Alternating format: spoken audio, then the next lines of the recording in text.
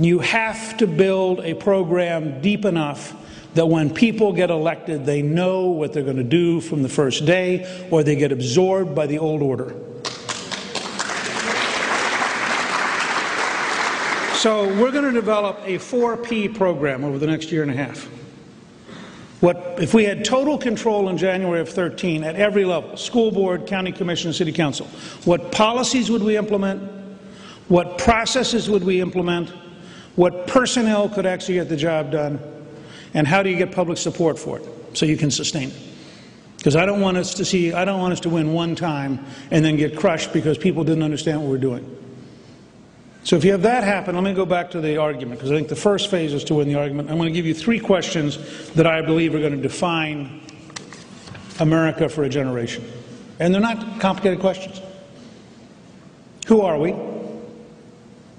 What does it take to compete successfully with China and India economically?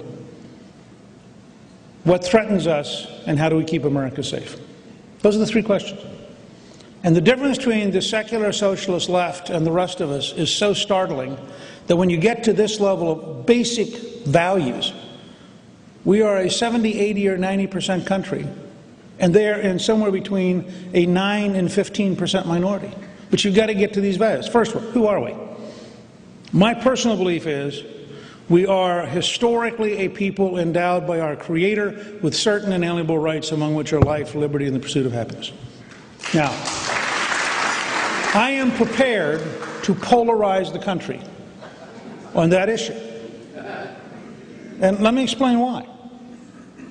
First of all, as compared to the secular socialist model, the American model, this is in a political document, remember, not a theological document, that is in the Declaration of Independence. You can see it at the National Archive. Plist and I just published a new version of Rediscovering God in America with her photos, and you can actually see all this. You can see it in our movie, Rediscovering God in America. I mean, I'm not making any of this up, right?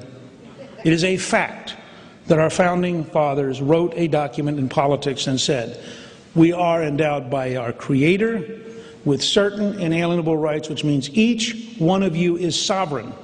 We are the only nation in history where you, the citizen, are sovereign and you loan power to the state. Inalienable. No judge, no president, no bureaucrat can get between you and the sovereignty God has given you.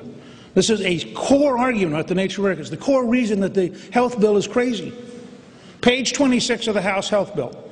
The Secretary of Health and Human Services can reduce benefits, raise premiums, and establish waiting lists for people in high-risk pools if they don't have enough money. Singularly, by herself, as a pro-abortion, very left-wing Democrat, the current secretary could raise the premiums, reduce the benefits, and establish waiting lists. Which is why the mammogram decision this week was timed perfectly. You start going to global budgeting, it says, if you're in your 40s and die, at least it was statistically useful to balancing the budget. Now that is a grotesque, fundamental violation, which is why the Pelosi bill, which 220 Democrats should be made to defend for the next year, every day. They voted yes for a bill which fundamentally violates the Declaration of Independence. There's a second part to that. We're endowed with the right to pursue happiness. Happiness in the Scottish Enlightenment meant virtue and wisdom. And Jefferson took the phrase directly from the Scottish Enlightenment. Actually, I've seen the book, they underlined the phrase. Pursue. Notice the core idea. It's an active verb. Does not establish the right to sue if you're unhappy. Does not establish an entitlement to happiness. Does not establish the notion of a federal Department of Happiness or happiness stamps for those who are without happiness.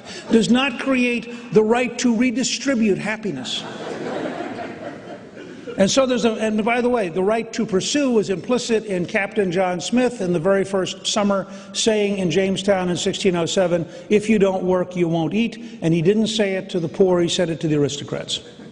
America has been for 400 years a country of a work ethic, a country which believed in savings, a country which believed in investing, and a country which at its core fundamentally repudiates the idea that some group of politicians ought to decide an appropriate level of income in order to decide how to take from one group to give to another for political purposes.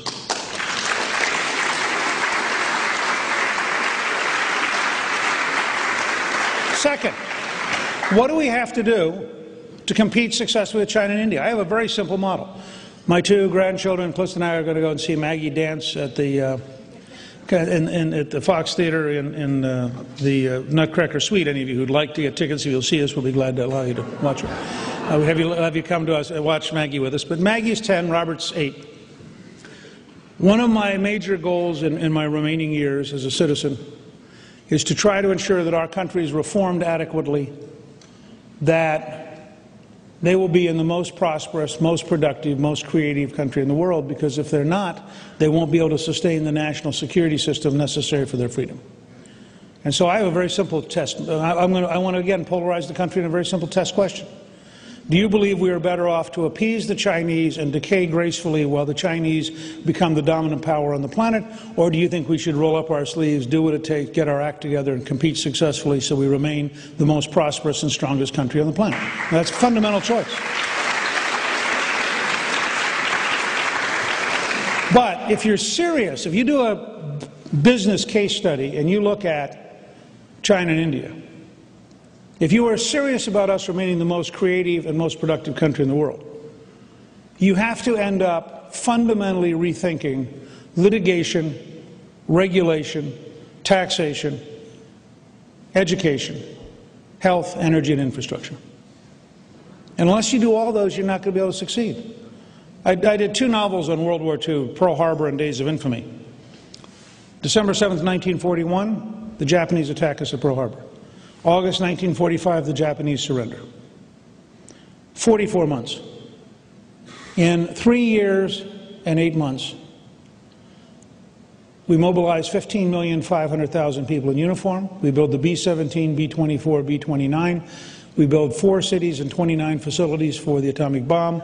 We built a 2-ocean navy. We sweep across North Africa, Sicily, Italy, France, Luxembourg, Belgium, Holland, defeat Germany, while simultaneously sweeping across the Pacific. 44 months. It recently took us 23 years to add a 5th runway to the Atlanta airport. The FAA broke down 2 days ago because their procurement system is so incompetent and so cumbersome, they cannot replace the computer system that is collapsing. 8 years after 9/11, we have not rebuilt the World Trade Center. In World War II, we would have taken exactly the same blueprint, rebuilt exactly the same buildings, done it 24 hours a day, 7 days a week, put them back up in less than a year, to say to the planet, you can hit us, but you can't keep us down.